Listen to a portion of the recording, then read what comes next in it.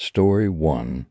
The Painted Rock Game. It was July 2011 when the Polk County Rocks game spread to my area. People were painting up rocks, hiding them around, and posting photos to the Facebook group set up for it. Essentially, this was a big Easter egg hunt that was reaching everywhere from Lakeland to Arbuckle, with some people even finding these rocks all the way in Tampa and Apopka. I was 15 at the time and staying with my mom and her then new husband Joe for the summer. Usually I liked this because it meant I got to be in Florida, but it also meant that I had to spend time with my younger step-siblings. So when they became obsessed with these painted rocks, I was the one who had to go along with them. Back then I was still in my edgy, hot topic mall rat phase, so being out in the sunshine really wasn't my idea of fun. Neither was babysitting. I couldn't drive, and everywhere was connected by long stretches of highway, meaning I couldn't just go out on my own whenever I wanted. So I got stuck babysitting a lot more than I liked. I was taking Sarah, age 9, and Todd, who had just turned 7, to the community swimming pool when they found the first one, a small pebble decorated to look like a bumblebee in the corner of the tennis court. Once they picked it up and read the rules scrawled on the bottom, they immediately wanted to find more. I ended up spending the rest of that afternoon being dragged around by 2 excited kids and taking photos of whatever they pointed at or held up to my face. A ladybug one on a wall, a happy frog by the lake. There was even a Pikachu one in a hole on the golf course. We picked them up and carried them with us until we found places to hide them again, as were the instructions given. By the time we had to go home, my legs were hurting from all the rocks stuck in my pockets. At that point, I was already sick of walking around, looking along hedgerows and picking up stones, but they still weren't done with the game. The next day, I was woken up by Sarah and Todd tugging my sheets and chanting, "Jess, Jess, we want to play the rock game." I tried putting my head under my pillow and ignoring them until they went away, but my mom came in and told me that they can't go round the estate on their own, and how apparently I needed the exercise and sunlight. Before I could argue back, she went ahead and bribed me with, "If you do this for them today, I'll drive you to see your friends in Orlando tomorrow." At that, I forced myself awake and grabbed around my closet for a matching set of black shorts and tank top. I know it's not the best color for the heat, but my wardrobe was very limited at the time. We set out with 2 grocery bags for the rocks we would keep and the ones we would rehide, starting on our estate and leading up to the ones neighboring it. The colorful rocks were hidden amongst people's front lawn ornaments, on top of mailboxes, and some were just sitting on the grass. A lot of them had big pictures, mostly in a sloppy kids' art project style, but some were very well done. There was another ladybug, a clown face, and a nicely detailed squid among the rocks we ended up carrying. Todd found a U.S. flag one under a bench, and Sarah found one that was just painted green on the pier. Being the adult, I had to carefully get the ones hidden near bushes or the edges of the woods, because apparently I like snakes, and somehow that would prevent them biting me. By about midday, we stopped to get sandwiches from the gas station, and Todd was all tuckered out. I suggested that we stop and go to the pool or go back home to play Wii games to get out of the heat, but Sarah was determined to stay out. Todd protested by covering his ears and shaking his head. He was red-faced and clearly tired, so I couldn't drag him around anymore. I tried telling Sarah that we have to go back for Todd. He can't play anymore, but she was having none of it. She made an exaggerated pouty face at me and kept insisting that we don't have a full bag yet, meaning we have to go get more. It was like a tug-of-war, trying to balance the interest of these two grumpy kids without making one have a tantrum at me. The best compromise I could think of was, why don't we go home and count all the rocks we have? Maybe then we can go find some more. Todd perked up at the thought of going back home, and Sarah finally came around to the idea too. So we finished our lunch, and I trudged them both back to Mom's house. As soon as we got in the door, Todd waddled to his bedroom, and Sarah was pouring out the bags onto the kitchen table. Together, Sarah and I went through our hoard, separating out what we'd keep and what we wouldn't while I photographed them all. Eventually, we boiled the keep pile down to a small few: a pretty cat, Todd's flag, and a yellow man amongst about 3 others. I considered keeping the squid, but knew I'd probably lose it in a drawer anyway. The rest were an odd mix of basic smiley faces, bright patterns, local spores, and brand logos, along with some that were just scribbles and glitter. One was a crude line drawing of what looked like a spiky leaf, which I'd had to drag out of the reeds with my foot. There were a couple of basic Sharpie-drawn pentagrams and super-ass doodles, probably done by bored teens, which I ended up skipping on the lake. By the time we had our rehide bag full again, it was close to 3 p.m. Joe's usual curfew for the kids was 5 p.m., so Sarah and I decided we'd just go and hide these ones rather than go properly hunting again. We promised that we wouldn't go too far, so we only went around our estate this time. I hid some smaller stones on a hanging birdhouse, and Sarah put a few along the estate fence. Before long, we were hiding the last one, a neatly done Gators logo, on the wall of the community pool area. It was very close to her curfew, and Sarah was still reluctant to stop. "Jess, can we find more, just one more?" she begged.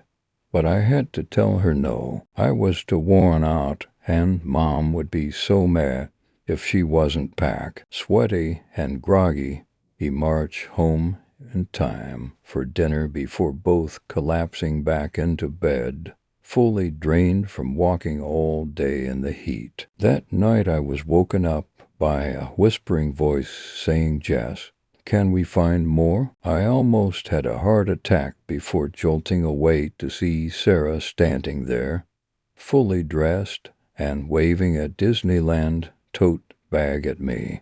"Go to bed," I groaned. "No more rocks now."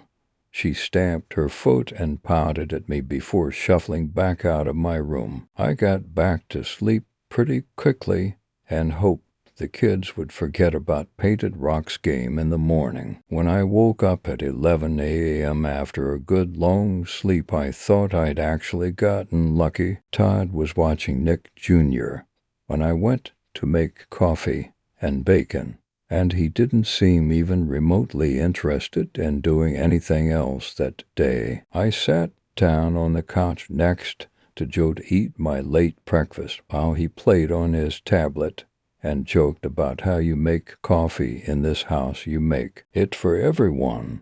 After yesterday, I was thankful for the quiet morning and cared about nothing other than Mom's promise to take me to town. I only got to see Becky and David in summer, and I'd been missing them all year. By 12, I was dressed and ready after putting on a whole rack's worth of bracelets and waiting for Mom to get back from Publix to pick me up. It wasn't until then when I realized I'd not seen or heard anything from Sarah yet. At first, I'd just assumed she was with Mom, but Joe said she'd just gone on her own that morning. I didn't want to leave and not know if the kid was okay, so I took a quick look around. After checking the bathroom and the pool deck, I finally found her in her room. She was still asleep in bed. Her pajamas were dropped on the floor, and knowing how much Mom insisted on a tidy house, I picked them up and put them on top of her laundry basket. As I bent down to gather up the strewn clothing, my hand closed around something hard in the pocket of her pink stripy sleep shirt. Taking it out, I found another decorated rock. It was a crappy-looking one, and I felt bummed out just looking at the thing. The stone was mostly just scribbled black with some squiggle in the middle filled in yellow. It could have been a logo or something, but to me it just looked like a question mark with a long swirly line drawn through the bottom dot. I didn't remember seeing this when we were sorting out the rocks we kept. Maybe she'd pocketed it without me noticing. I put it on her desk with the rest of the keep pile before rushing to get my shoes and bag in time for Mom getting back. I forgot about Sarah and her silly obsession for the rest of that day. I had friends to hang out with, and we didn't care for kitty rock hunts. Becky's dad drove me home at evening, and I got back in at 5 p.m. again. I thanked him for the ride before stepping in the door and going straight to crash out in front of my laptop. As I got to my room, I was met by Sarah, sitting on my bed with her Disneyland bag and playing with those damn rocks. Can't you do that in your own room? I sighed, tossing my own bag onto the desk. She bit her lip at me and went back to arranging her collection. I stormed over to the bed and began picking up the stones, putting them back into the tote. Go play rocks with Todd or something. Let me have my room. I thrust her bag back to her, and she ran out, looking as if she was trying not to cry. For a few seconds I felt relieved, but then the guilt dawned on me. I really didn't want her to be upset, and Joe would be so mad at me if he found out. After taking a moment to calm down, I crossed over to Sarah's room and lightly knocked on the door. "Hey, Sarah, I'm sorry I yelled at you," I murmured. "Can I look at your cool rocks again?" There was silence for a few seconds before she actually opened the door. The bag had been tipped out onto the rug, and a few light-colored smooth stones were clustered up next to her bed. Originally, I hadn't noticed, but these rocks were new. Mom or Joe must have taken her out for an hour or so to find them. There weren't as many as we'd found yesterday, and most of them didn't look that nice either. One was a splodgy potato face, and there was one painted to look like a football, but most of them just had simple marks on them. There was a basic love heart and a waving stick figure. She'd found another spiky leaf one drawn in red this time, but most were little more than initials and letters done in a straight line's font on white pebbles. Whoever made these probably didn't care much. Despite their blandness, Sarah still seemed proud of today's spoils. "They're interesting," I humored her. "Would you like me to photograph these too?" She nodded, and I went along with her request, uploading the photo to the page afterwards too. I didn't think it was really worth sharing them, but that's how the game went. I was able to sleep all night without any overeager kids waking me up, and the morning was pretty dull. Both Joe and Mom were at work, so I had another babysitting day. I got myself dressed and ready in time for Todd waking up and asking for cereal. Luckily for me, he was usually easily entertained, so I could just give him a bowl of bran flakes, some juice, and a SpongeBob DVD to watch all day. Sarah, however, was still not up yet, and it was my responsibility to make sure she did. Joe was very adamant that his kids kept up a good daily routine, even during the times they weren't at school. I made another tray of juice and cereal, which I planned to let Sarah eat in her room, and carried it in for her. I pushed the door open, but she wasn't there. Leaving the tray on the desk, I frantically ripped off the bed covers to find nothing. I tried calling for her and dashing around the house again, but there was still no sign of her. Slipping on some flip-flops, I went outside and, to my relief, found Sarah sitting on the front drive in her pajamas, humming to herself. I didn't need to ask where she'd been, as she was playing with more colored pebbles. I took a sigh of relief before reprimanding her. "What did Dad tell you about going off on your own?" I scolded. Usually she'd get too angry or sad. Instead, she merely stared up at me and said, "But I want another yellow sign." Not caring for her excuses, I firmly reminded her, "Your dad said you can't go out without a grown-up. Now get inside and eat your cereal." Taking hold of her arm, I forcefully lead her back into the house. She struggled and tried to run off, but I was having none of it. Her bare feet were dirty, and the bottoms of her pajama pants were tatty too. I made her take them off and have a bath after her breakfast, which she ate without complaining. Luckily, I managed to get her to sit down and watch TV with her brother, just anything to distract her from this current obsession with rock hunting. The rest of that day went by pretty uneventfully. I just pissed around online and played Sims or whatever I did back then in peace for a few hours while the kids entertained themselves. By then I'd gotten a lot of replies from the Facebook group, people liking our photos and saying how glad they were that we'd found their rocks. Very few people were still posting, though, so I hoped that meant the game was dying out and Sarah would stop caring soon. Nobody was really responding to any of the plain rocks with the black marks, but I wasn't surprised. I made sure to keep checking up on the kids every hour or so to be safe in case Sarah tried to go out again. Much to my relief, Sarah didn't bug me to go back out again. She seemed content to stay in and play with Todd. At one point I caught her showing him her rock collection, getting each one out on the coffee table and giving him a lecture about them, much to his disinterest. She had the bee and the cat face out when I walked in, but it was when she took out the weird yellow one that Todd decided he'd had enough. He shook his head side to side as his face went red and scrunched up.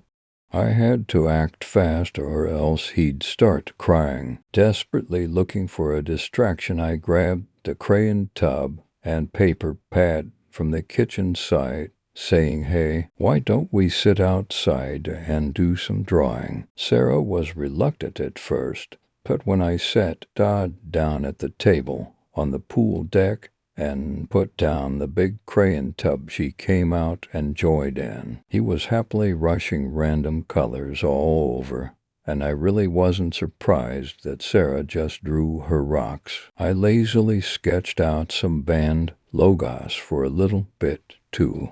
They weren't bored, so as far as I cared, my job was done. When Joe came home with donuts and chips, they both dropped their crayons and ran to the kitchen. Glad to be free, I packed up the art supplies, gathered up the drawings, and put them in the kids' rooms. Todd had tried to draw blue sky, green grass landscapes, and I think one was supposed to be the lake with an alligator in it, and Sarah's were mostly different interpretations of the patterns on her rocks. One page was her whole collection together, but the rest were mostly rough recreations of the weird symbols from the boring ones, especially the spiky leaf and the yellow question mark. It seemed to be her favorite, but I didn't understand why. The bee was a lot prettier, in my opinion, With my babysitting officially done for the day, I retired to my room like an average bored teen. I stuck my headphones in and made a point of trying to avoid my step-siblings for the rest of the day. My peace was broken about 4 p.m. when Sarah came stamping into my room demanding that I go outside with her, insisting that Daddy is too busy and says you'll take me. Huffily, I told her, oh yeah. Well, I'm busy too.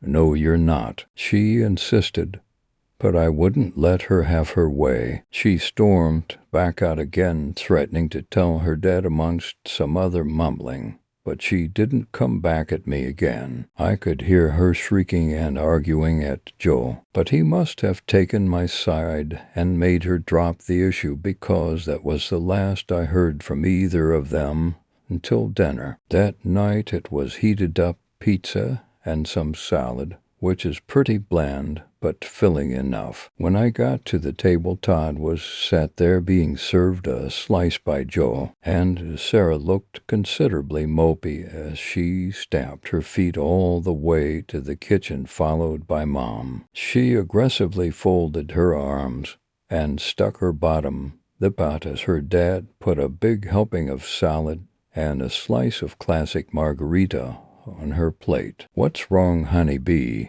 he asked. "Don't want pizza." She shook her head, smushed her face with her hands, and only just audibly grumbled. She said I couldn't bring my special rock. Joe sighed and said it's only how you have dinner. Tables are clean and not for dirty rocks. Sarah opened her mouth to talk back, but Mom sat down at the table just in time to interject. "That thing is not coming to the table, Sarah. Now eat dinner." I finished my meal as quickly as possible while Sarah took small, forced bites until she'd eaten enough before dashing back to her room. After 1.5 slices of pizza and a small handful of salad, as forced by Joe, she was shuffling away as fast as her little feet could go. After dinner that evening, I settled down into bed and flicked through whatever late-night channels I could get on my bedroom TV. There was rarely anything of interest, but sitcom reruns were pretty nice to fall asleep to. I'd just started to properly drift off when Sarah came shuffling in holding a purple purse bag. "Jess," she started, sounding as if she was hesitant to talk to me, "can we go looking for rocks again?" I thought she'd forgotten about that dumb game by now. "Are you kidding?" I snapped at her. "It's 9 o'clock. Tet to bed." She gave me a faux-sad look with her teeth over her bottom lip and wide eyes. "But Jess," she tried again in her wavering tone, "I want another yellow sign." Raising her hands up, I saw that, of course, she had a rock in her bag. I didn't give it a proper look, but that blackout scribble made me think it was the one from her desk. She fumbled to get it out, but I cut her off. "No more rocks, Sarah. Go to bed." Before she could bother me again, I switched off my desk light and threw the duvet over my head. I could make out her muffled complaints of "I gotta go get another one," until Mom came in and made her go to bed. There was foot stamping and shouting, a door slam, and I could hear Joe pleading for her to calm down and go sleep. The arguing must have gone on for at least half an hour, and it took me a while to settle down and get comfy again. I switched back through talk shows and teleshopping before finally dozing off. I wasn't asleep for long, though, before I was woken up by Mom shaking me and screaming, "We can't find Sarah. She's not in the house." Her face was a mess of tears and bed hair. Todd was crying and hugging her leg like a leech. At first I thought I was dreaming, but seeing the panic in Mom's eyes let me know this was really happening. Suddenly I was fully awake in my nightgown and running out into the dry night air. Joe was outside with a flashlight looking for her already. We kept calling out Sarah, but got no answer. Our shouting only managed to wake up the neighbors, and before long they were joining in our frantic search too. I remember the police showing up. Two officers got out on the driveway and tried to ask Mom and Joe about what had happened. Joe tried to keep calm, but Mom was a wreck and unable to speak. I told them about the Polk County Rocks game and where we might be able to find her. Joe and the neighbors looked all over the golf course, the community pool, and the gas station, while the police scanned the area around the lake. She wasn't found on any of the piers or boat docks or along the water's edge. She wasn't at the tennis courts or the picnic benches. Our makeshift search party checked all over the 3 estates to no avail. The regular ambience of cicadas and the rush of cars from the highway was drowned out by sirens and the echoes of people shouting her name. My bare feet were cold on the asphalt and my throat was sore from yelling. But it wasn't my physical well-being that I cared about. I didn't stop running across the roads and lawns until I was physically collapsing with exhaustion. The sun was coming up by the time Joe had to drag me back inside. She might have fallen in the lake or wandered into the woods, but we didn't find Sarah that night. We posted her photo to all the local missing children's pages. We even made lost child flyers, which we spent the next few weeks posting in as many store windows as we could. I asked the Polk County Rocks group to look out for her too. There was a wide-scale search carried out over the following weeks, and she was in all the local papers. Her real mom was even investigated, but they still didn't find her. I can't stop blaming myself for what happened. Had we gone to the pool that day like we'd set out to, she'd not have become obsessed with that silly game. Living at the house in Florida eventually became too much for Joe and Mom. About 4 months later, they made plans for divorce, meaning that she had to move back in with her sister, and I was stuck with Dad in Washington all year from then on. The case for Sarah is still open, but I doubt they'll find her after all this time. For a good long while I held on to her pretty rock collection, but I think they're still in a box back at Dad's place now. I made sure to keep all the pretty ones and the lazy ones to all except for Todd's. I let him keep that one. Even though I tried to make sure I took them all with me, there was one that I couldn't find when I was bundling them all together. Her favorite, the one with the yellow symbol. Suddenly the Facebook group closed not long after Sarah went missing, so I couldn't ask who made that rock. I still haven't found out if that symbol was from anything either. For some reason I feel that it might hold some sort of an answer, but I'm yet to find another one. I was wondering if there's someone out there who could help me on this. Have you seen the yellow sign? Story 2. It has no face. Everyone has tales about the strange and bizarre. My story is about how my half-whole mask saved my life and continues to save my life to this very day. Late in December, I was traveling north from California to my home state of Oregon. Nothing fancy. I was just going to visit the family for the holidays. On my way north, I hit a small snowstorm. Nothing awful. Just a lot of snow falling all at once. I wasn't worried about the small increase of snow at first, considering I had snow tires installed before I started my long journey home. I did, however, get a little hesitant to drive when the snow started to really come down. The large amount of falling snow, coupled with the large amount already littering the ground, as I traveled higher into the mountains caused me to consider finding a place to stay for the night. I figured I could get some sleep while the storm passes over. That and the fact that I could give my car's heater a break before it would decide to burst into flames. Or worse, just stop working altogether. I scanned as much of the landscape as I could, but there were no buildings in the immediate area. The only other option that I had for my predicament was to keep driving and hope there was a town or exit nearby that I could take in order to escape from the storm. I must have been driving for at least an hour before I saw a sign up ahead indicating how far the closest city was. My heart sank a little when I read 162 miles as it flew by my windshield and vanished into the snowy night. At this point, the snow was beating against my windshield, and I knew that I wasn't going to last 162 minutes, let alone 162 miles. The digital clock on my radio read 1:21 a.m., and I decided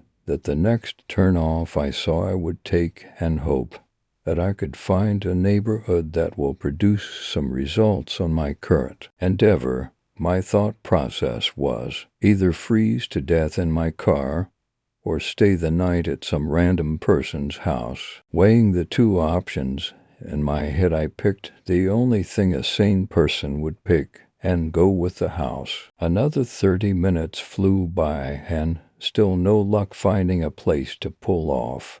Just when I was starting to lose hope, I saw a turn-off in the distance. A small shape started to make its way closer into my headlights, and on further inspection was revealed to me that they were two wooden poles that possibly belonged to a fence. When I turned onto the road between the two wooden poles, the ground beneath me felt rocky and rough, like I was traveling on gravel. I didn't drive for too long before I started to see a small cabin creep into my field of view. The lights in the cabin were off, but the place seemed to be in good shape. I parked my car under a tall, wild-looking tree that took residence on the cabin's front lawn. Getting out of my car, I immediately grabbed my extra jacket and put it on, pulling the half-whole mask I wore around my neck up and over my ears to keep the heat around my face.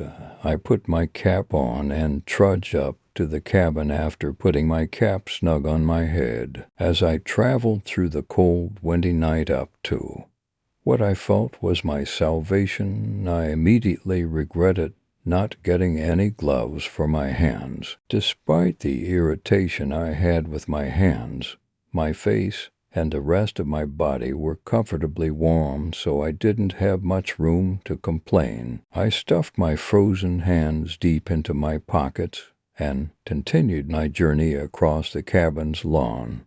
As I made my way to the door, I noticed something odd. There was no indication of life anywhere. There wasn't even a car in the front yard. Taking my right hand out of my pocket, I knocked 3 times, waiting patiently before saying hello. "Is anyone in there? I'm sorry to bother you so late at night, but I need a place to stay for a few hours." Nothing answered my plea for help, so I knocked 3 more times on the door, hitting my knuckles harder against the aged wood of the entrance. "Hello?" I said again, a little louder, before continuing with, "I'm not here to rob you or anything. I just need a place to stay for the rest of the night. I promise I'll be gone by sunrise." As I finished my sentence, I touched the ornate metal door handle. Noticing that the door seemed to be unlocked, I said in a loud voice, "I'm coming in now. If there's anybody in there, let me know now, please." I pressed the metal lever down, finding it a bit odd that the door was unlocked, and opened the door with little resistance on the other end, closing it behind me with about the same resistance despite the fact the door looked really old. Looking around the area, I noticed the cabin had 5 rooms. The living room, which was the biggest room, a small kitchen, an even smaller washroom, and what I assumed were 2 small bedrooms in the back. No lights were on inside the cozy cabin, making it almost pitch dark if my eyes weren't already adjusted to the darkness from outside. I decided the best thing to do would be to search for a light switch. So I took out my phone and turned on my flashlight app to scan the walls. My scan produced no results, however, and at the risk of losing precious battery power on my phone, I decided the best option would be to turn off the light and put my phone on airplane mode. Before turning off my light, I studied the paintings hanging on the wall that I glossed over in the initial scan. Each painting that crossed my sights was just typical landscapes or harbors, things like that. There was a painting that looked like a fox hunt or something like that, but other than that, it was just typical paintings you would see hanging on the walls around an elderly person's home. There was a painting, however, that caught my attention. The painting was small and consisted of what looked like 2 adults, a mother and father, a teenage girl,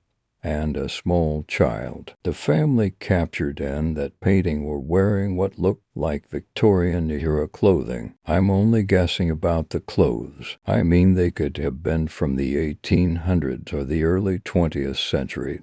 The point is that the clothing was very ornate and regal. There was something really disturbing about the image in the painting, though. The faces of each member of the family looked like they were smoothed over with clay.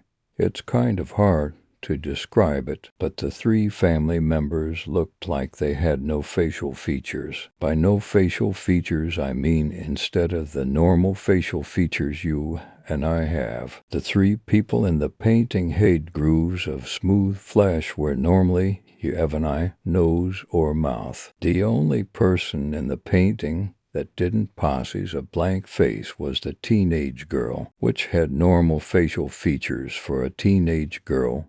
In fact, she was quite breathtaking. I pulled myself away from the painting to take a glance at my phone for the time. My phone indicated that it was past 2 o'clock in the morning, so I decided to go to the back room and check to see if it was occupied. To my relief, the room was vacant. Besides a medium-sized bed, ornate dresser, and knit stand, there wasn't much to go by. The walls were blank besides more sappy paintings to give it a little more atmosphere, although there was no indication of a heating system. Besides a chimney, the rooms were bearable enough that I figured I could just bundle up in my clothes under the covers in order to stay warm. I was only going to be there for a few hours anyway, so there wasn't much point in starting a fire. Plus, the people who owned the cabin wouldn't be back tonight, considering how late it was. I hopped into the worn-out bed facing the open door next to another door I assume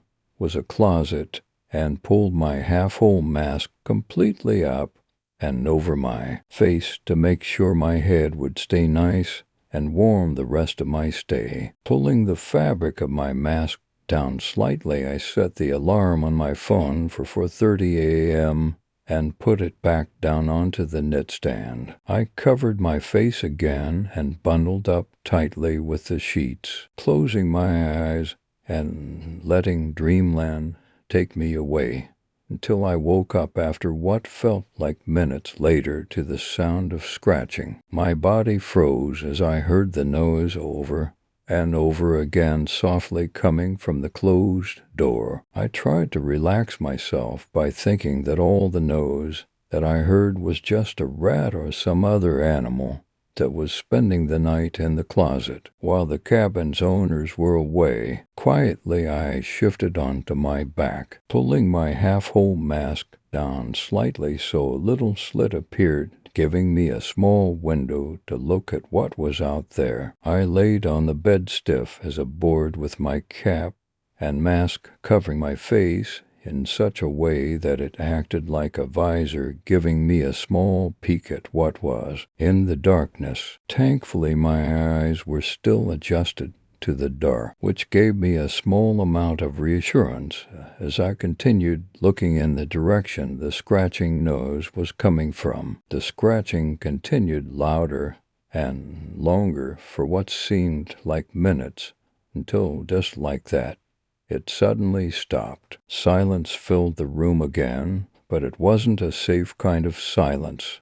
The deafening silence in the room was a foreboding, ominous sort of silence. The vacuum of sound in the air was the type of silence that happens in a movie just before something jumps out at you. Just when I began to calm myself down, the doorknob to the closet began to jiggle and turn very slowly. My heart was racing out of my chest as I saw and heard that knob turn, and every inch of my body wanted to bolt out of that bed and out of that cabin before whatever was on the other side of that door got out after me. I laid perfectly still on the bed, despite the fact that I had a cocktail of adrenaline, nerves, and instincts telling me to get the hell out of there. My eyes widened as the door to the closet opened slightly, and I saw what looked like a dried head attached to an elongated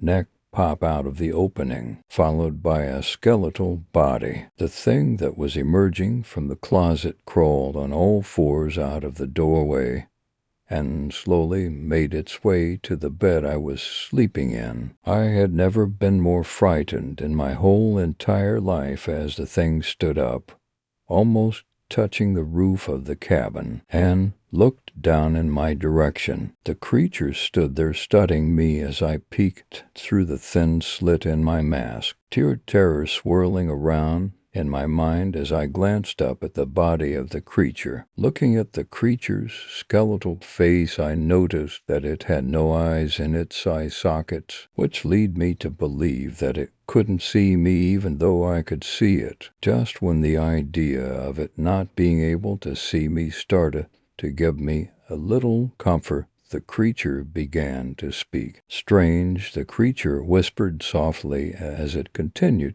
to watch me and began to speak again. "It has no fear of me," the creature continued to say in a hoarse tone as it began to breathe loudly, continuing to look at me and gripping down on the edge of my bed. Feeling the creature's bony hand touch the edge of my bed caused my brain to go into complete panic mode. The only thing that stopped me from jumping up was the thought that maybe the creature believed I was dead or asleep and wouldn't attack. How can it not fear? How can it not fear me? The thing said through clenched teeth before loudly gasping and suddenly pulling back with its mouth open in an expression that seemed like fear. "It has no face," the thing whispered to itself as it continued to back away.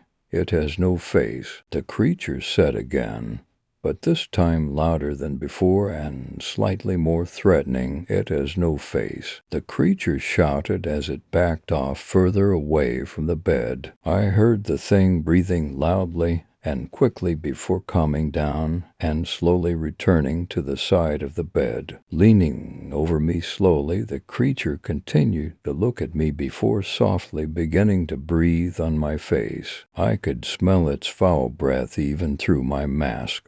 The smell was so powerful that it took all my strength not gag as a reflex to the awful stench. In my mind I made the choice to keep motionless and not do or say anything that could compromise whatever illusion I was giving the thing that was currently studying me. The creature breathed on me again softly. The stench I smelled from its breath could only be described as pure death, which only strengthened my resolve to stay perfectly motionless. Strange, the thing whispered at me again, leaning in close to me to the point where I could see and smell its decaying flesh. The creature slowly reached for me, its hand slowly moving towards my face. With every inch that decaying hand moved, I couldn't help but feel my situation becoming more and more dire. I thought that this was it for me. The creature would kill me tonight or take me away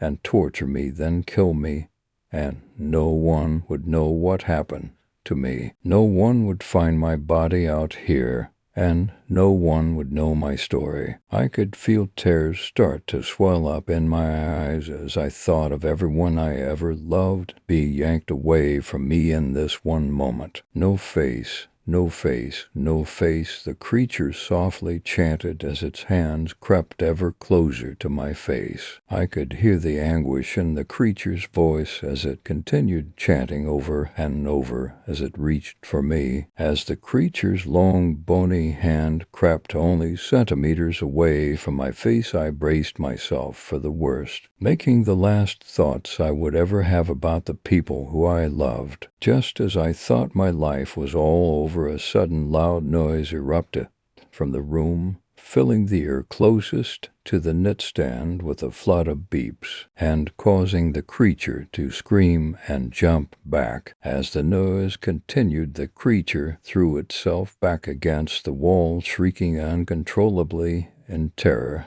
as it stumbled back towards the closet. I was dumbstruck for a second before the thought came to me that I had set my alarm for 4:30 a.m., which must have been the source of the noise. I jumped out of the bed, grabbing my phone and pointing the lit-up screen at the monster as the alarm continued to ring loudly. The loud ringing caused the monster to shriek even more in confusion and terror as it retreated quicker as I approached. Seeing my chance, I activated my phone's flashlight and put it on strobe in order to disorientate the monster further. No face, no face, no face. The creature shrieked at me as it withdrew to the safety of the closet. I continued to shine my light on the creature, and for added effect I started playing loud music as I continued to jab my phone in the monster's direction like a lion tamer. The thing threw itself into the dark recesses of the closet,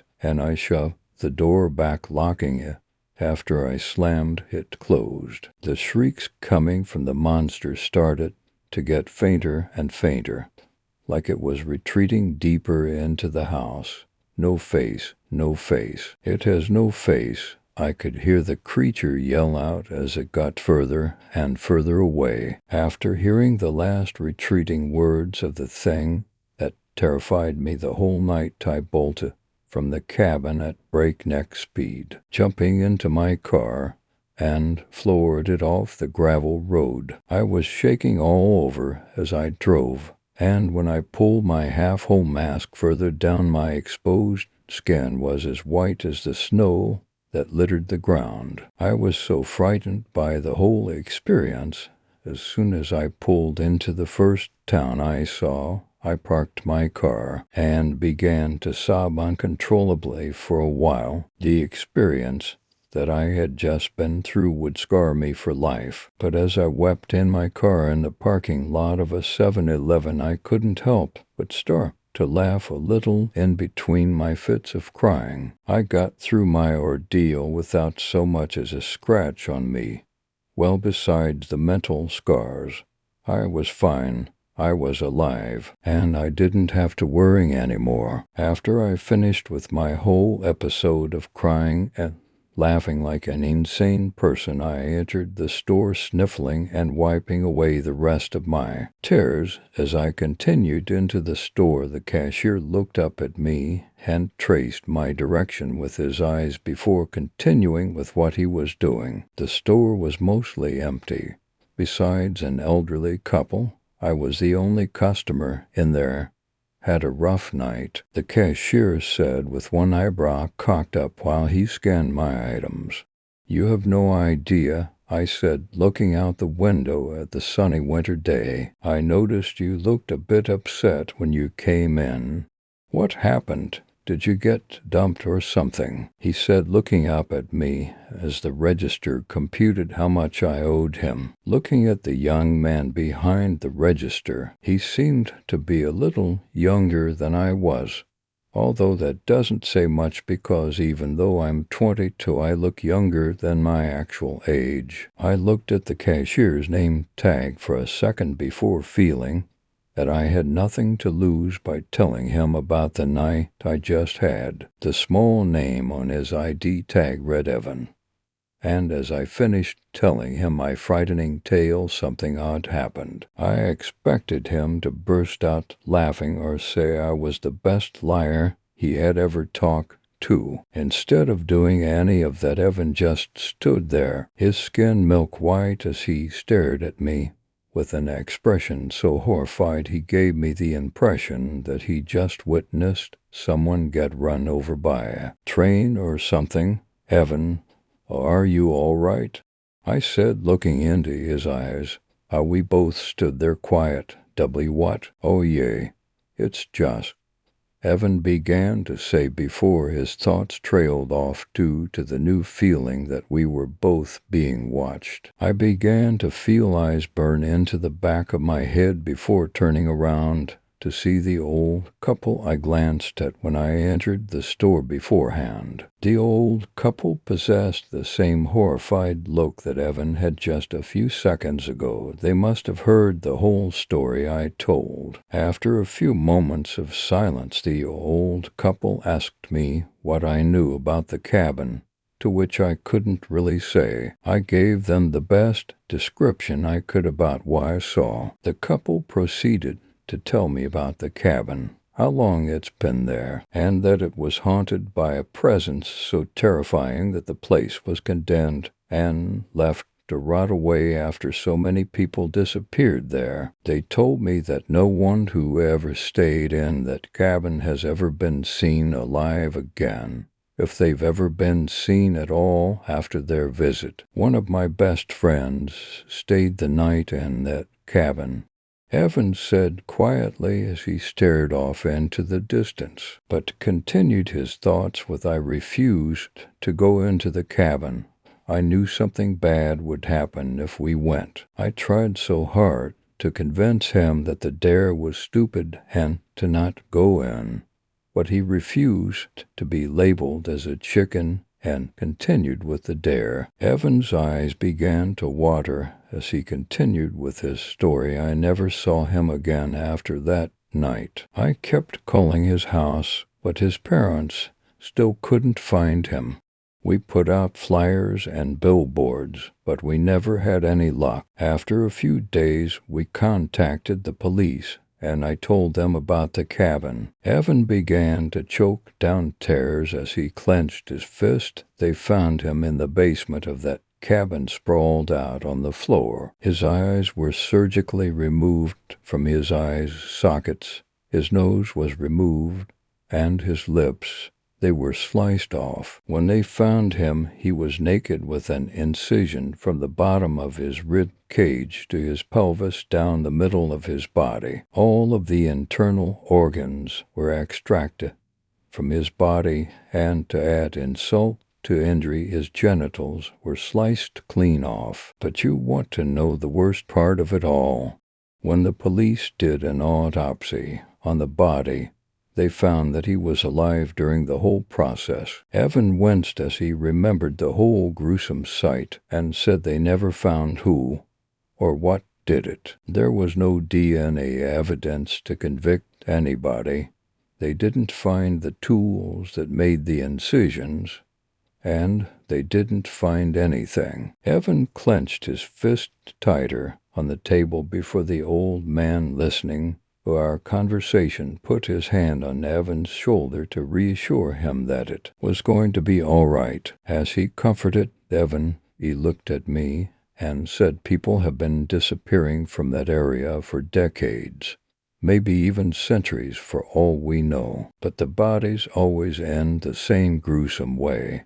I don't care who you are, No one deserves something like that happening to them. They should just torch that evil place to the ground." The old lady joined her husband's side and looked at me with the most foreboding face I had ever seen. "If your story is true, you should consider yourself the luckiest man on the face of the earth. In all my years of living, you are the only one to go into that cabin and come out alive," the woman said, gripping onto her husband's hand tightly as she spoke to me. After hearing the old woman's words, I realized that Evan said the body of his friend was found in the basement, which explains why the monster's voice got fainter. It would have pulled me into the basement if my phone hadn't gone off. I quickly paid for my items and left the store more troubled now than I was when I entered. Feeling drowsy due to the lack of sleep and constant adrenaline rush caused by my whole terrible ordeal, I decided to go to a hotel and spend the day sleeping and relaxing to get my mind off things. That night I sat on the bed in my hotel room and looked at the 2 items that saved my life. In one hand I gripped onto my half-whole mask, which hid my face from that terrible monster. In my other hand I held my cell phone, which scared away the horrible beast that could have killed me. I decided that from that day on I would always wear my half-whole mask to bed. It saved my life. That's the least I can do for it. The recent brush with death I just experienced had taught me that life is too precious to waste, so I decided to ask my best friend, Samantha, out on a date, and things worked perfectly. Samantha and I were together for 2 years before I recently asked for her hand in marriage, which she said yes. Part of me will never forget that awful night. And because of it, not only have I been wearing my half-whole mask to bed every night since then, I've also made it a priority not to live in any type of house that has a basement. As an added safety measure, I started locking every door before going to bed. It's a pain, but you can never be too careful. Despite these crazy precautions, Samantha has accepted my little quirks and has continued to be supportive as we continue our journey through life. Together, I couldn't be happier with the way things turned out in my life, and I'm so lucky to be with Samantha. Everything's perfect. There's just one thing that bothers me, and I think I might just have to blame my imagination, but sometimes when I wake up at night, when it's really quiet, sometimes I'll hear soft scratching noises also, and I think it's just paranoia, but I swear, sometimes I hear something whisper "no face" from inside my closet. Story 3. The dark mirror at the Eastman estate. Drink the blood. Drink the blood. Tessa jumped and cursed at the ancient African gray parrot in the silver cage. She had been in her new position only a fortnight, and that bird was already giving her nightmares. The thing was withered and grumpy, and he repeated the creepiest nonsense. Tessa was charged with covering the cage at night so the bird wouldn't be disturbed. She also had to feed the damn thing and clean his cage. The parrot, by the name of Quincy, would as soon bite you as look at you, and he seemed to hate Tessa especially. He screamed if she entered the room and tried frantically to get at her fingers when she opened the door. Tessa had gotten some gloves from the gardener to protect against Quincy's savage beak, but there was nothing to protect her maid's uniform from the dried shit that he inevitably would fling at her. For an old-timer, Quincy had no shortage of energy. "Is Quincy talking rubbish again?" Mrs. Desmond, the housekeeper, announced her presence with the clinking of the many keys she wore at her waist. Tessa curtsied promptly before answering. "He does say the queerest things. Wherever did he learn that phrase? Which one? The one about. Tessa hesitated before whispering, drinking blood. Oh, that I can't say. Really, some would believe he learned it from Mr. Murdoch. He was a footman who ended up at the asylum in the next county. But Quincy was scaring the new hires long before Murdoch went loopy, Mrs. Desmond smiled. Tessa had taken to the housekeeper immediately, for she was a kindly woman who seemed eager to make the new maid feel at home. When Mrs. Desmond had learned that Tessa was an orphan, she had clucked her tongue, but kept her silence, which Tessa liked. She was tired of being pitied. There now, Miss Tessa, don't you worry about Quincy. If he were a person, he would be at the asylum, too. He's a mad old bird, and nothing more. It is often that I've wished Lady Eastman weren't so attached to him. Mina hated him, too. Mina, Tessa asked the young lady you replaced. Mrs. Desmond said, if I may. Tessa asked, why was she dismissed? I don't mean to pry, but I know that she left unusually fast. I wouldn't want to repeat her error. Yes, she was dismissed within a year. Mina just wasn't the right fit for this house, Mrs. Desmond said, but she avoided Tessa's gaze. Look in the dark mirror, Quincy said softly. Tessa shuddered. The mysterious and little-seen lady of the house went by the name of Eastman, and she often asked to have Quincy brought to her room. Mrs. Desmond would have two of the footmen carry the parrot in his heavy cage, and Lady Eastman would shut herself in with him for hours on end, to the point where Tessa was sure she knew exactly who was teaching the bird those creepy sayings. She supposed she couldn't blame the old lady. She was older than any of the staff knew, and in her bed most of the time. Tessa had heard the serving girls talking about whether she was dying at last, and there was wild speculation about whom the estate might pass to when that time came.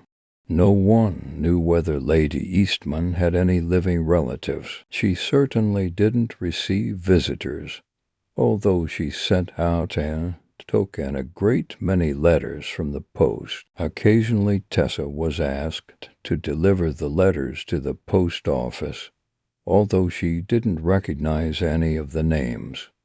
Dr. Van Martin, Monsieur Lee, Messrs. Bolan, Sowers, and Worth. None of these names were local ones. Still, Tessa enjoyed the hour-long carriage ride. It was an opportunity to rest her feet, and the task was much coveted by the other staff. Thus, Tessa passed her time, dreaming of the day where she might climb the ranks in the household, and then eventually be recommended by Mrs. Desmond to a higher position, to more esteemed household. Not that the Eastman estate was anything to sneer at, quite the contrary, but it was rather out of the way of most of the civilized world, and the whole place was awfully dark and dreary, set out in the middle of a bleak-looking countryside. The Italianate-style home had been completed in the early 1800s according to the fashion and taste of the time. The result was pleasing to the eye, but the interior left much to be desired. The Eastman family crest was in shades of crimson, but Lady Eastman had redecorated after her husband's early death in the colors of her maiden family name,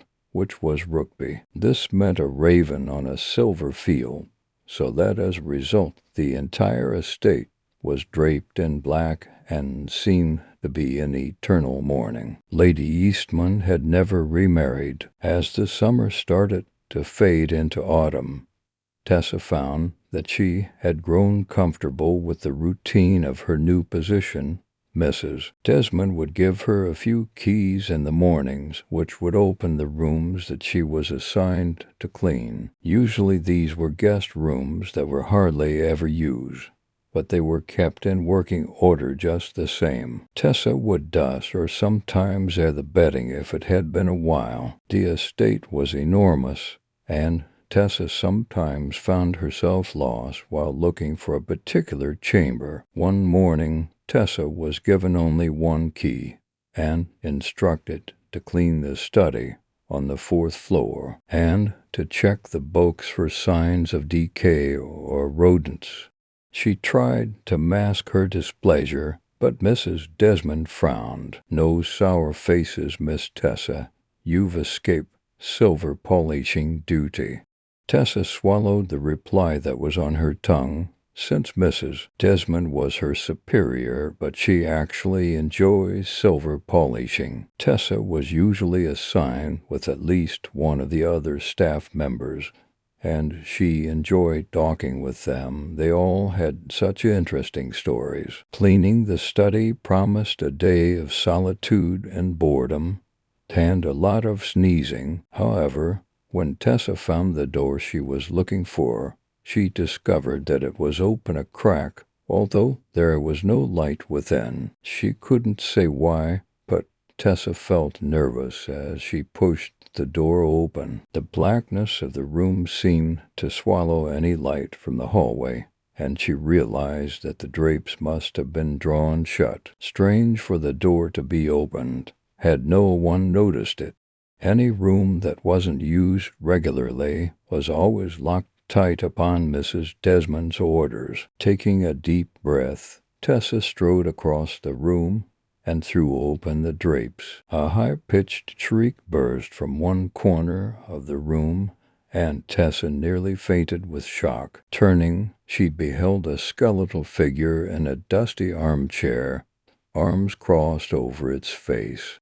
"Close the drapes, you damned fool," the person cried. Tessa hurried to comply, her hands trembling as she returned the room to darkness once more. "Now light the lamps, so I know whom I will be dismissing." The voice, coming from the darkness, was hoarse and crackled like old leaves. Tessa hurried to comply, taking a match from her apron pocket, dropping it, and lighting a second. She looked around in vain for a lamp, but it was difficult to see. She cried out as the flame burned her fingers, and she dropped the spent match to join the first on the floor. "The lamp is on the desk to your left," the voice said impatiently. Tessa lit a third match, and the room was illuminated at last, although the darkness seemed reluctant to leave, and hovered near the creature in the chair, casting her deep in shadow. Tessa realized that this must be Lady Eastman. "My lady, please. I had no idea you were here," Tessa said timorously. "I have no doubt of that." Lady Eastman snorted, but she no longer sounded as angry. "Come closer. I didn't realize you were a young girl." "That makes a difference." "I beg your pardon, my lady," Tessa asked. "Come closer." The voice snapped like dry twigs, and Tessa walked forward, kneeling beside the chair at Lady Eastman's gesture. "You're lovely, not at all like Mina." Lady Eastman wheezed her version of laughter. Tessa couldn't have said the same for Lady Eastman. The lady of the house looked as though she were ready to lie in the grave.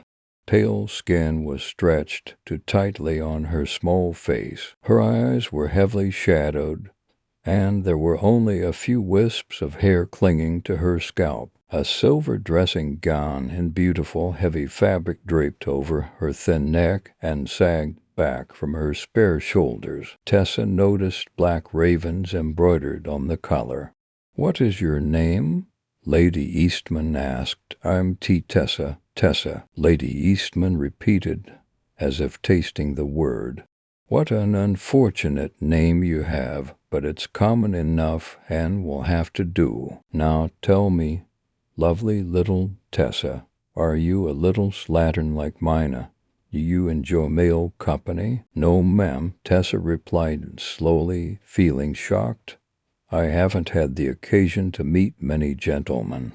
"Ah, That's good, very promising. And your family, do you write to them regularly? Tessa stiffened defensively. I have no family. I was sent here when I came of age from the orphanage in Southerton. That's a pity, said Lady Eastman, although she didn't sound as though she pitied Tessa.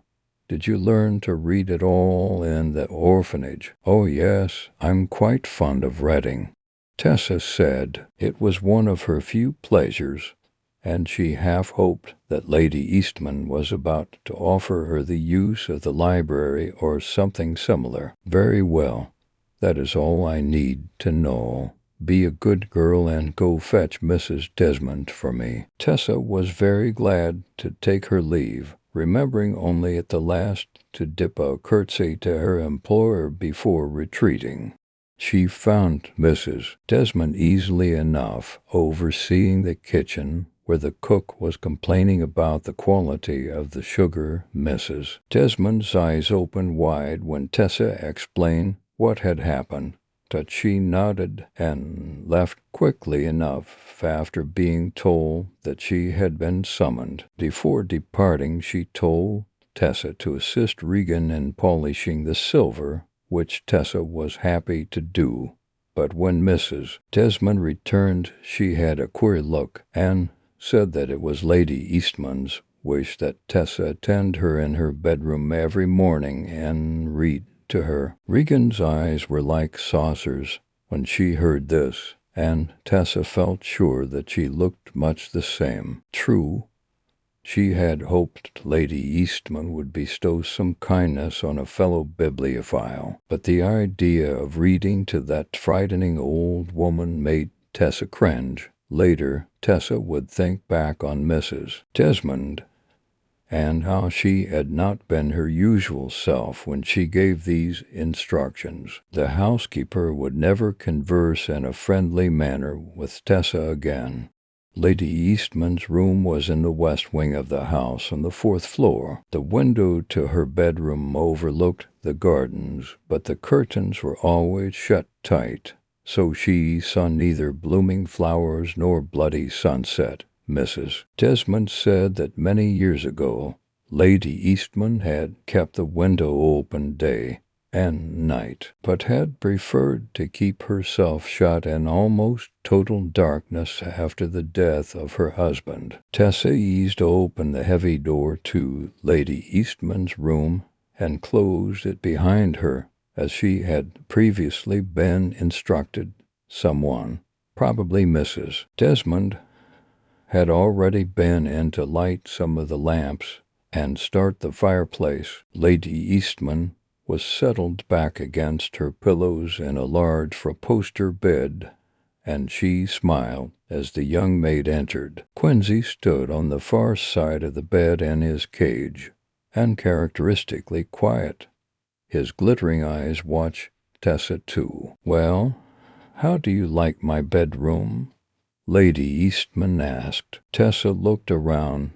There were many porcelain figures and art on the walls depicting people that Tessa supposed were long-dead relatives. But what fascinated her the most was a mirror that had been hung on the back of the door.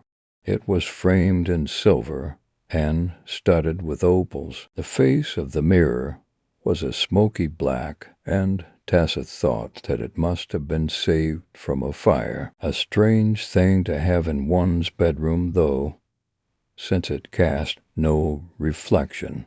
Perhaps Lady Eastman had kept it as a memento of some kind. The mirror wasn't any more special than anything else in the room, but Tessa felt drawn to it somehow. She stood in front of it and squinted, as though by doing so she could clear the surface. It seemed to shimmer for a moment, and Tessa rubbed her eyes, sure she had been imagining things. She turned and saw that Lady Eastman was studying her with narrowed eyes, waiting for a response. "Your room is very beautiful," Tessa said. "Is there something you like in particular?" Lady Eastman asked, her voice almost sly. "There were a great many things, lady. However, My favorite is this mirror with the blackened surface. It seems to have been burnt, and yet the frame remains exquisite. You like the dark mirror, do you? Lady Eastman chuckled. And you have such pretty words to describe it. Well, let me tell you, that mirror which is as black as the night came to me from a faraway land. I paid very dearly for it. And why do you think that is? I thought it was caused by a fire, but now I don't know, my lady. Do you believe in curses, child? I do not, my lady. They are pure fiction, meant to frighten and entertain. Tessa wondered what Lady Eastman wanted from her. Fear she wouldn't get it. You are a foolish girl, but that's all the better for me. Come read to me. Lady Eastman pointed to a straight-backed chair beside her bed, a book already upon it, and Tessa bowed her head, feeling as though she had been gravely out of place. She sat and began to read, blushing when she realized that she was reading a particularly racy Gothic romance. But then elderly women were probably prone to the same fantasies as the young, so she was able to bear it a bit. Only, she wished Quincy would stop staring at her. After an hour had passed, Lady Eastman raised her hand to signal Tessa to stop, and she asked her to look once more into the dark mirror. What do you see? Lady Eastman asked. Nothing, my lady. Tessa replied, wondering what in the world the woman expected her to say. As I thought. You may go. Lady Eastman turned away and started whispering to Quincy. Tessa winced at this display of madness and edged out of the room. Lady Eastman rarely conversed with her after that first day. Tessa would stoke her fire in the morning once the autumn turned cold, and Lady Eastman would command her to read from the same Gothic romance. Quincy was always in the room waiting for Tessa, and he would ruffle his feathers restlessly until she had sat down. Each time before Tessa left, Lady Eastman told her to look into the dark mirror and see if she noticed anything different. Tessa knew now that Lady Eastman had gone quite mad, as the mirror always looked the same to her, but the only person she could have confided in was Mrs. Desmond, and the housekeeper was openly avoiding her. One day the mirror looked different. It's changed, Tessa said wonderingly. Her eyes were fixed on the mirror. She couldn't have imagined this. She backed away slightly, feeling disturbed for reasons she couldn't have explained. What did you say? Lady Eastman's voice was alert and attentive. This in itself was unusual, as she had, as a rule, been very bored after their first meeting. Each time Tessa had said that the mirror remained unchanged, Lady Eastman had grown more and more disinterested in her. The opals are pink now, not white, and the surface is clearer. I think I can see something moving. Can you? Lady Eastman's voice was harsh and heavy, and very close. Tessa turned away from the mirror and saw that Lady Eastman had moved to all fours at the end of her bed, mere feet from where Tessa now stood. The old woman's gnarled hands had clawed into the sheets and were digging into the mattress, but her face was what truly spooked the maid. Lady Eastman was perspiring, and her eyes were bulging with some sort of crazed excitement. Rivulets of sweat tracked down her face and had soaked the front of her nightdress. Tessa gave a frightened gasp at the sight and backed toward the door. She had no idea what it meant, but the moving figure in the mirror felt evil somehow, and Lady Eastman was acting so queerly. You should be in bed. Tessa cried. Yes.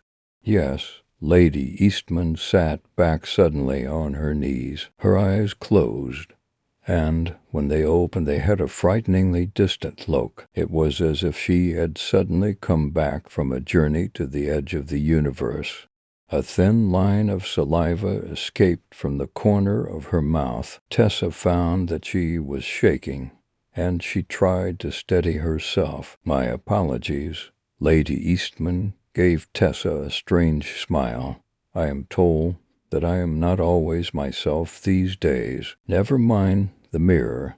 In certain lights it can be quite mesmerizing, but it is a parlor trick, nothing more." Tessa looked doubtfully at the mirror. The shadow within seemed to grow still. She felt like a mouse being watched by a house cat who'd been biding his time for far too long. Quincy, at the side of the bed as always, made a low croaking sound that Tessa tried to ignore. "If you say so, my lady," Tessa said. "Come, help me get back under this quilt. My strength is failing me. I had thought there was no hope. But there is, yes, I cannot be mistaken. The opals, they are a light that promise the trade." Alarmed, Tessa ran toward the bed and helped Lady Eastman to get comfortable again. Her aged employer was no longer making any sense. Clearly she was having an episode of some kind, and despite the fact that the old woman gave her the creeps, Tessa felt a bit sorry for her, too. The both of them were alike after all, for Lady Eastman had no one to care whether she lived or died except her servants. The old woman sighed once she settled back against the pillows. As Tessa bent to tuck the quilt under her chin, she found that Lady Eastman was cupping her cheek almost tenderly, so young and full of life. "I would suck the youth straight from your sweet lips if I could. I beg your pardon." Tessa jerked away too quickly, for the Lady Eastman's fingernails cut her cheek into thin lines. Tessa pressed a hand to her injured cheek and stared with horror at the figure in the bed. "Did I say something?" Lady Eastman's eyes were wide and innocent.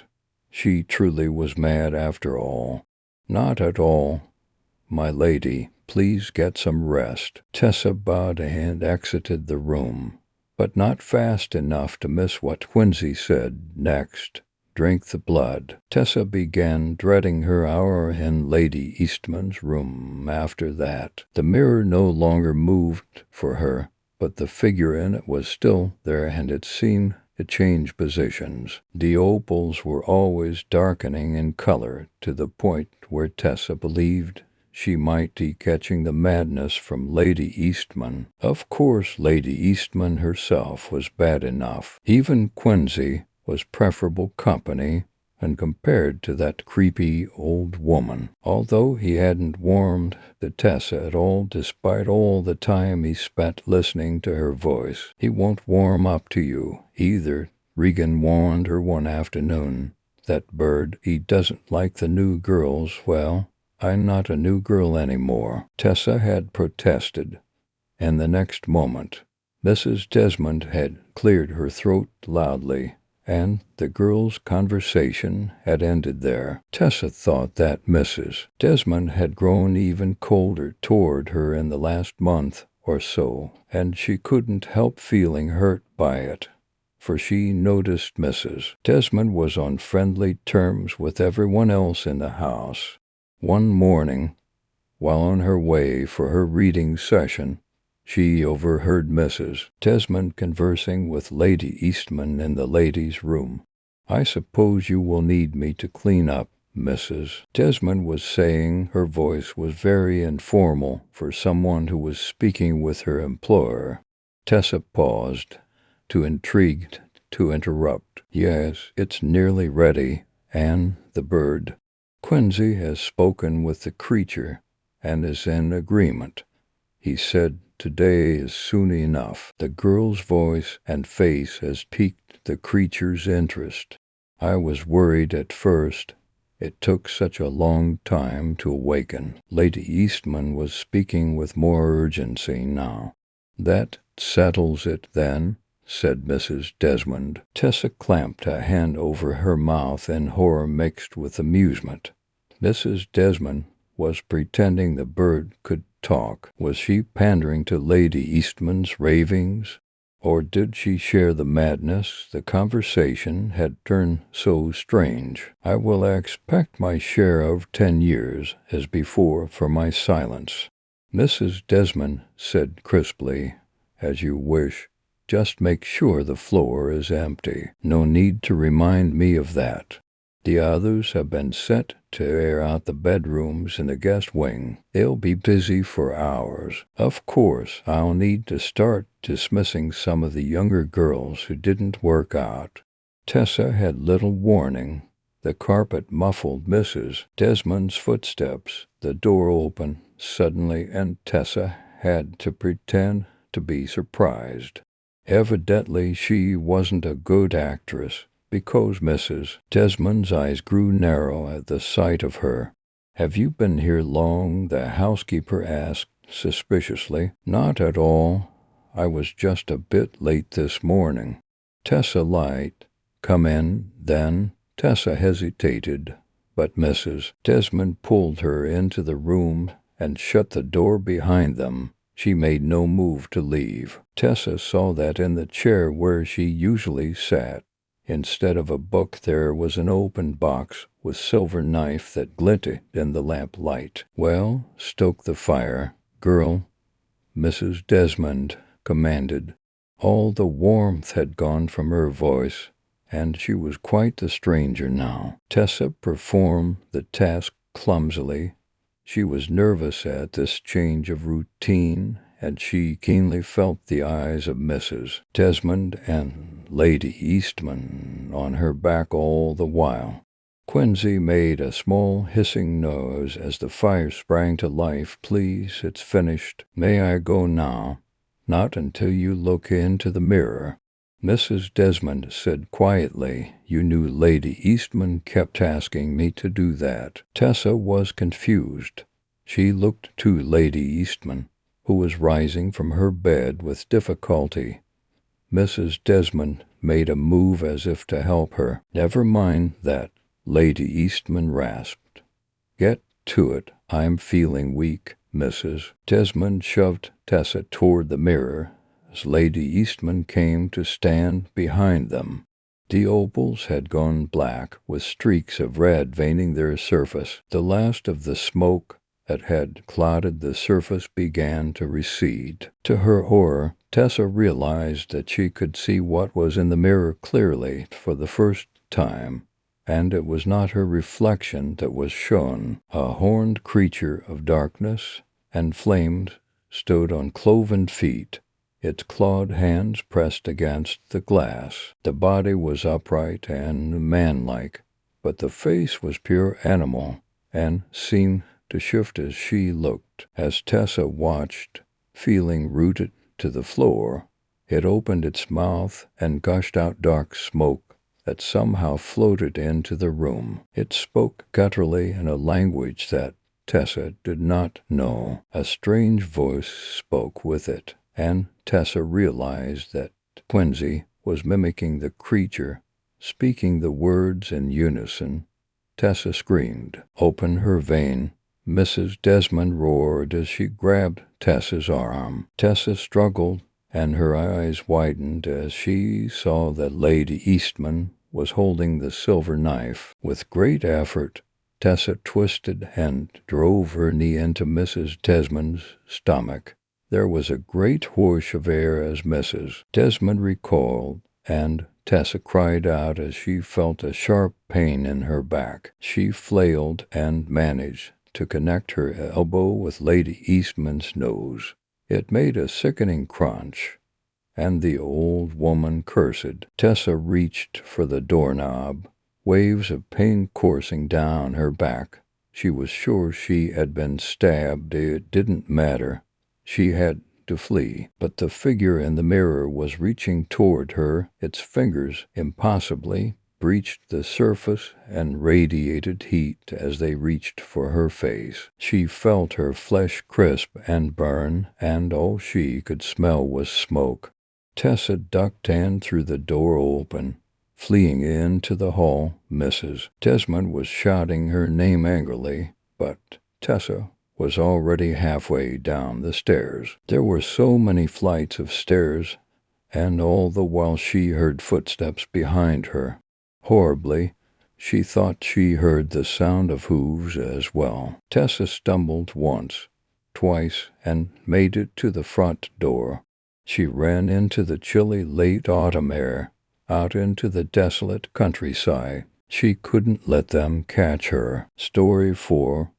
Blindness. It's true what they say, that when a person goes blind, their other senses heighten in order to compensate. Knowing that, and thinking back on everything that happened to me, I still can't come to a rational conclusion of how these events unfolded around me without my knowledge. Granted, I couldn't actually see any of it happening, but I never suspected anything of this magnitude when judging solely on the minor oddities that I had experienced. Sure, every once in a while I would hear noises, but my house was old and seemed to have a mind of its own. All of its pops and creaks had become just as familiar to me as navigating its interior without the benefit of sight. Even when things began to turn more bizarre, I always found a way to rationalize them away. Looking back, I ask myself, how could I have been so,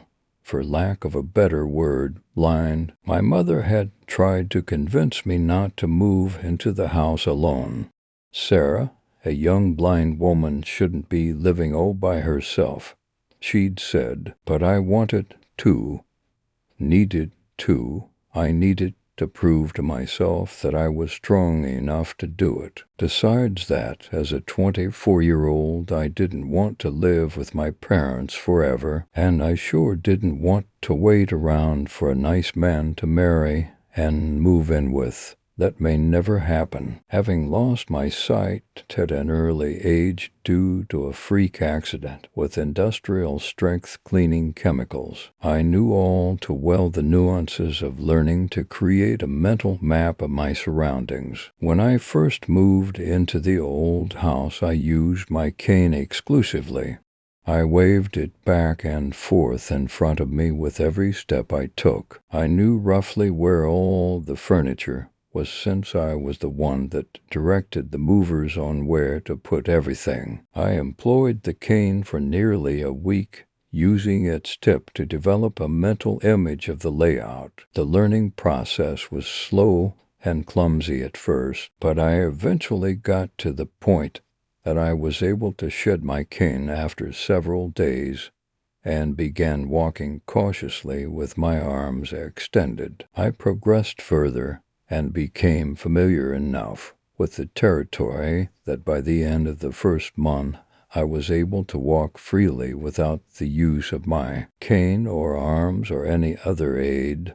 I became quite adept at moving throughout the house freely. Not only that, but the house was located in a somewhat urban area, which made it convenient to walk to any place I had the need. The grocery was only 3 blocks away.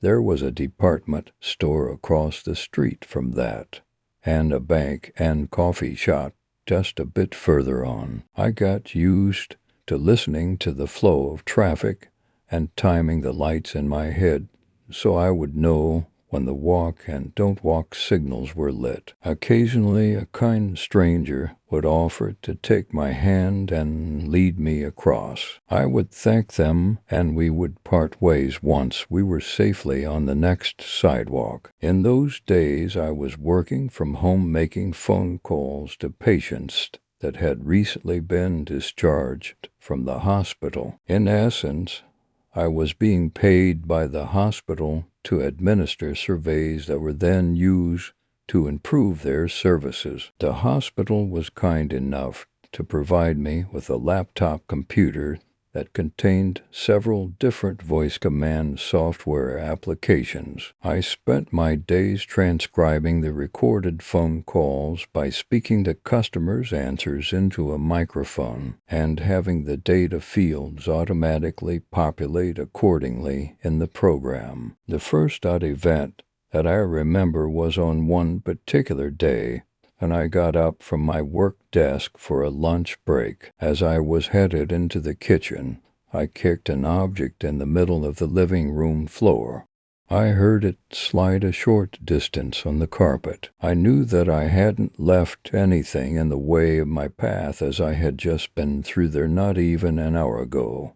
And there was nothing on the floor. I knelt down and patted around until I located the object, a book. By feeling its braille title, I recognized it as a book on national parks that I kept on my coffee table, some 5 feet away. I didn't remember knocking the book off of the table. I stood there perplexed. The longer I thought about it, though, the less frightening it became to me. I convinced myself that I must have simply forgotten about knocking the book to the floor, and I must have stepped over it or next to it during my other passes through the room. I returned the book to its place on the table and went about making my lunch. That night, while lying in bed, I heard a sound that came from the kitchen. It was almost entirely masked by the usual sounds of the pops and creaks from the house settling,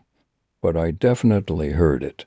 Faint as it was a very light humming noise, so light, in fact, that an average person without enhanced hearing may not have heard it at all from this distance. I slowly got out of bed, listening intently, the sound increasing as I made my way down the hallway and through the living room. As soon as I passed through the threshold into the kitchen, I knew what the sound was. It was the compressor motor on the refrigerator, and it was substantially louder than usual. I approached the appliance and found that its door was standing wide open. I eased it shut and the hum returned to a normal volume. What on earth did I leave this open? I questioned myself in a whisper.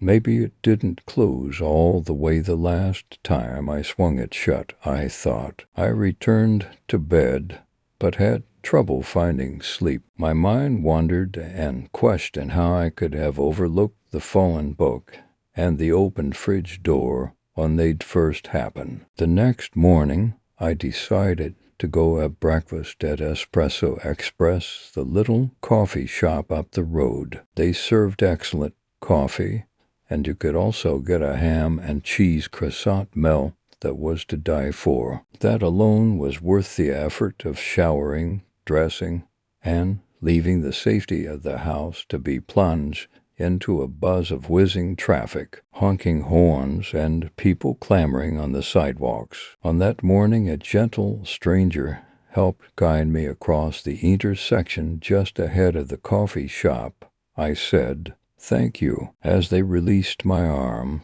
but there was no response. He or she was lost in the shuffle of people on cell phones, their conversations momentarily audible to me as they passed in front of and behind me. The tinny sound of a bicycle bell alarmed me, and I felt the breeze left behind when the rider whipped past. I entered the coffee shop to a much more serene environment and enjoyed my favorite breakfast at a seat near the plate glass window, bathed in the sunlight that washed in on me. That afternoon, I took a break from making phone calls to use the bathroom. As I was seated on the toilet, I heard something next to me. It was as if something had brushed against the sink, an ever so subtle sound. My heart rate rose and my brow furrowed as I strained to listen closer. All I could hear was my pulse throbbing in my ears. Suddenly a wall clock in the living room chimed for o'clock, startling me to the point that I jumped slightly while still seated there. I regained my composure washed up, and returned to the computer to transcribe the data from my phone surveys. I closed the laptop and went to make dinner at 6:30. Over the years, I had learned to be extra careful when dealing with a hot oven and burners. Once I had accidentally set a plastic plate directly onto a burner that was still hot, resulting in a cloud of noxious fumes that lasted for days. Long after I'd finished cleaning up the mess, I was lucky that it had burned itself out and the damage wasn't any worse. After that close call, I bought a small fire extinguisher to keep on the countertop next to the oven. On this particular night, I made my dinner without any risk of fire.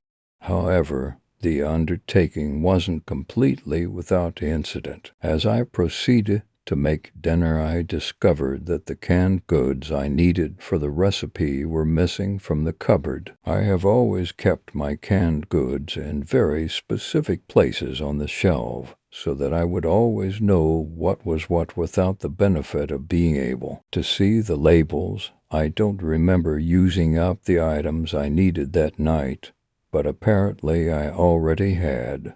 So I opted to make a casserole instead. I sat at the dinner table enjoying the simple meal I had made. The television was playing in the background, filling me in on all of the day's news headlines. I finished the first portion on my plate and reached to dip into the casserole dish once more. I scraped the inside of the dish, the sounds of metal on ceramic echoing throughout the kitchen. It was empty. I can't believe it. I couldn't have already eaten it all, I said incredulously. I had thought for sure that I'd prepared a bigger portion than that.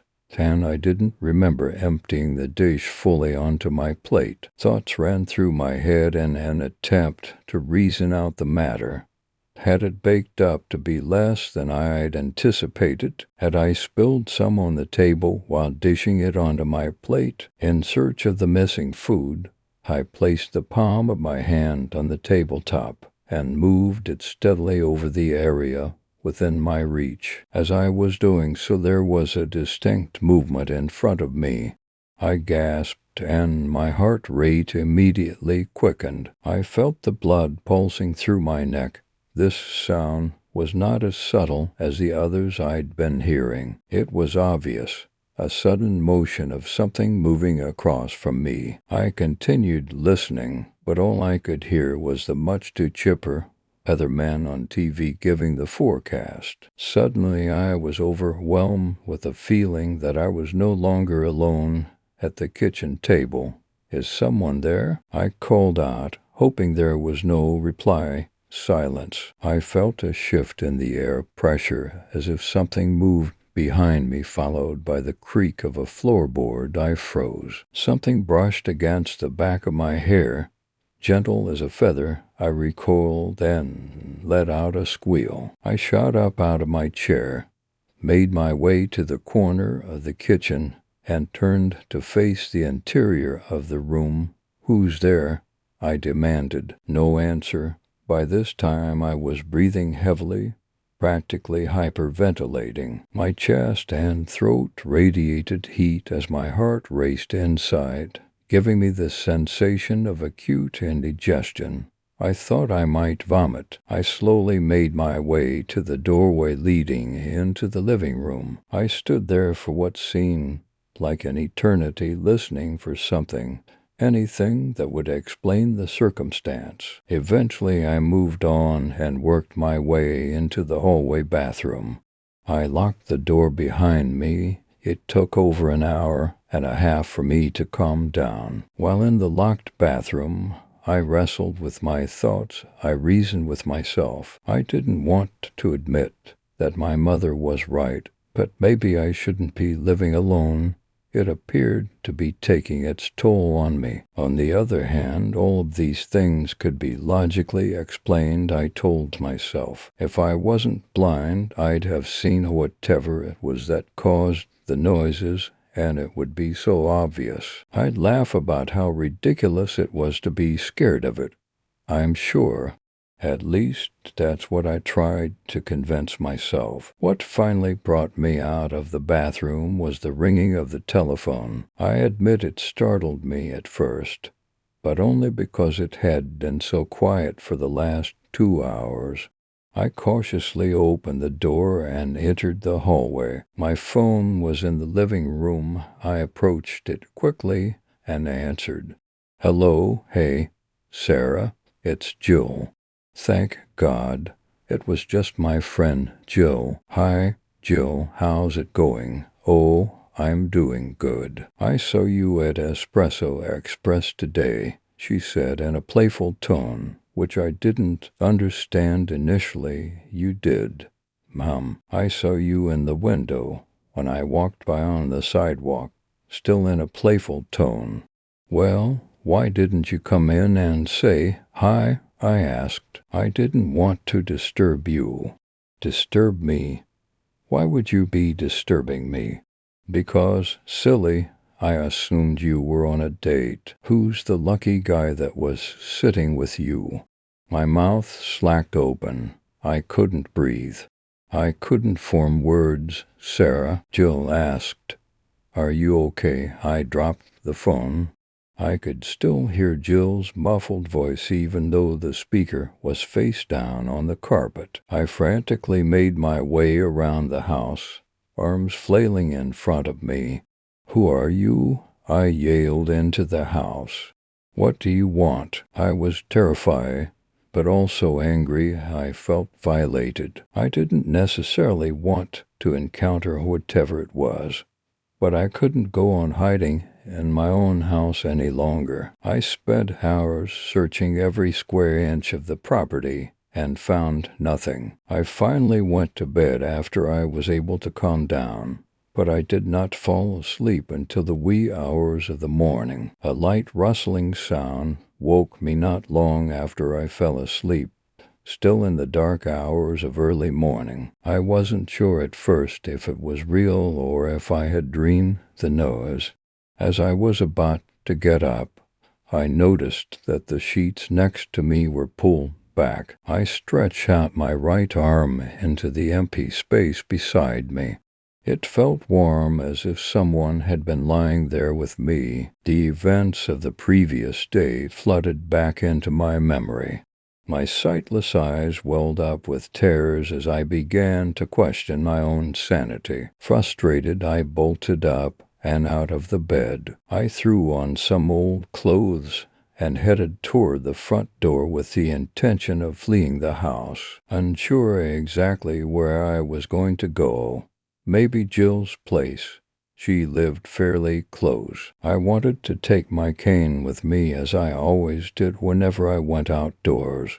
I searched the house frantically, unable to remember where I had left it. I almost always left it propped against the wall by the front door, but it wasn't there. I made my way along all of the perimeter walls, feeling desperately for the cane. When I neared the kitchen, I still had not found my walking aid, but I made a discovery of a much more startling nature. A barely detectable vertical crevice in the wall I had not known about previously. I used all my fingers to follow the crease up the wall, across the top, and down the other side. It was a doorway designed to fit perfectly flush within the wall. I leaned my weight inward against the panel and felt a slight give on its right side. I worked my fingers into the crevice on that side the best I could. Eventually prying the panel free, it swung open to the left. I gasped in shock and my pulse quickened. A hidden room right in the center of my house.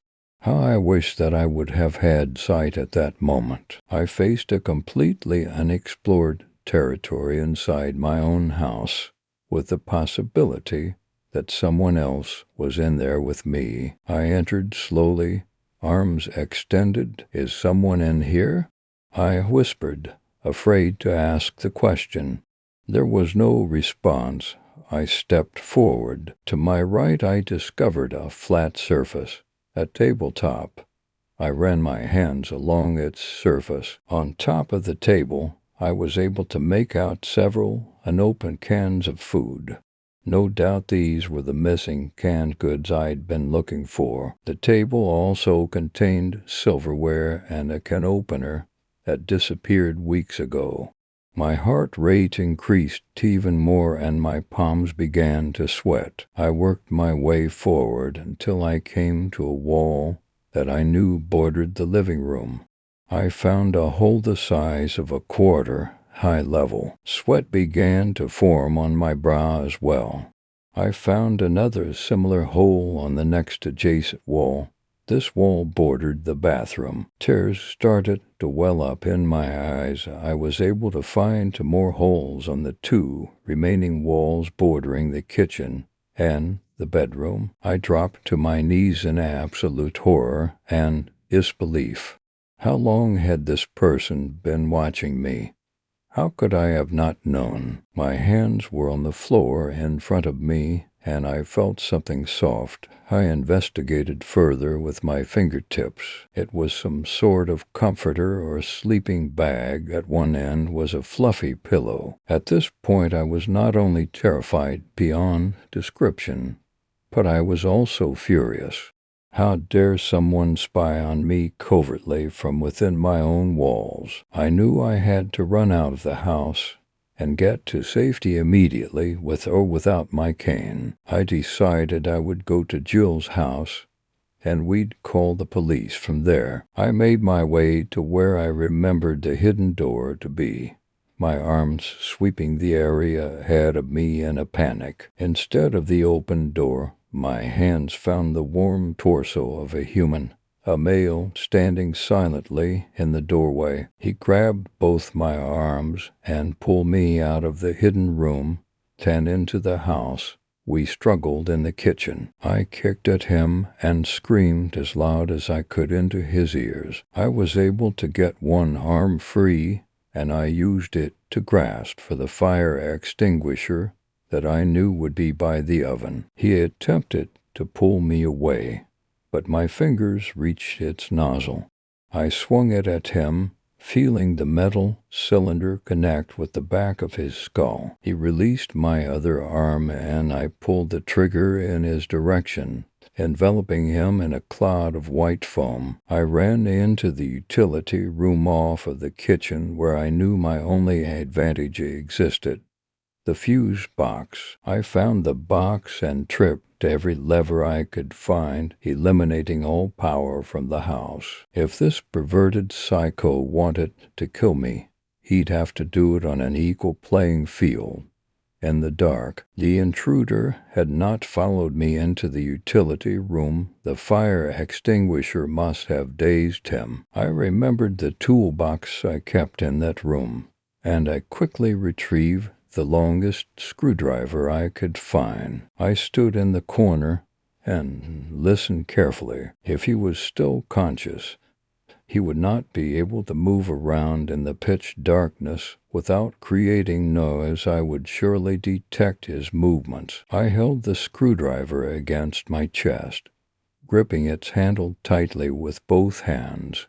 I felt my wildly beating heart against the side of my fist. After an eternity, I moved forward a bit. I may have knocked him out or even killed him. I had to make sure. I left the utility room and entered the kitchen.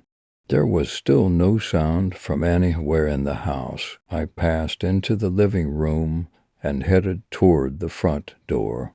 Halfway through the room, I could feel his presence. Something in the air around me had shifted. Without warning, there was breath on the back of my neck, followed by a deep whisper directly in my ear. The showers were my favorite. I screamed and swung around, stabbing the screwdriver into empty air. I ran for the door. It was merely a few feet away, but I couldn't reach it due to the resistance I met when the voyeuristic brute's arms wrapped around my waist. He wrestled me to the floor and straddled me. I tightened my grip on the tool and plunged it as hard as I could into his side. I shudder to think about it when I recount the feeling of the steel shaft separating two of his ribs. It was horrid, and I was only able to stomach it knowing that if I hadn't acted, my life would have ended then. The man winced in pain and let out a deep, growling grunt. He fell backward and rolled off of me. I turned over onto my chest and pushed up off of the floor, then crawled over to the couch and used it to get back onto my feet. I still held the screwdriver, a warm trickle of blood seeping onto my knuckle. I could tell that the intruder was writhing around on the floor near the doorway. I would have to exit through the back door. From the opposite end of the living room, I entered the sunroom where the door was located. I wasn't as familiar with this entry point, causing me to fumble around with the deadbolt and screen door locks for longer than I would have liked. I knew there were concrete stairs there leading to a flat patio. How many steps? 4, 5. I couldn't remember. I proceeded slowly. The last thing I needed was to fall and twist my ankle. After navigating the steps, I came to the end of the patio, which emptied into a narrow alleyway between the shotgun-style houses behind mine. My steps were slow and cautious. My hands told me there was a brick wall to my right and a brick wall about 5 feet to my left. The sides of the two houses. I was entering unfamiliar territory without the benefit of my cane. My breathing was frantic, and the tears continued to fill my useless eyes. I kicked something and nearly fell over. It felt plastic, a child's toy maybe.